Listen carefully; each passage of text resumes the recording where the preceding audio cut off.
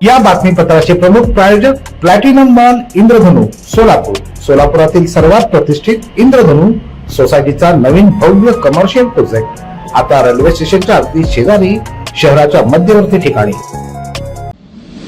सोलापूरच्या सहकार क्षेत्रात चर्चेचा विषय असणारी सोलापूर जनता सहकारी मल्टीस्टेट बँकेच्या पंचवार्षिक संचालक मंडळाची निवडणूक जाहीर झाली असून नामनिर्देशन पत्र दाखल प्रक्रिया सुरू झाली आहे। जनता बँक ही मल्टीस्टेट बँक असल्यानं जिल्हाधिकारी कुमार आशीर्वाद हे निवडणूक निर्णय अधिकारी आहेत, तर जिल्हा उपनिबंधक किरण गायकवाड हे सहाय्यक निवडणूक अधिकारी म्हणून काम पाहत आहेत। नामनिर्देशन, अर्ज विक्री आणि स्वीकृती, छाननी, हरकत, सुनावणी, अंतिम यादी, चिन्ह वाटप ही सर्व प्रक्रिया जिल्हा उपनिबंधक कार्यालयात चालणार आहे।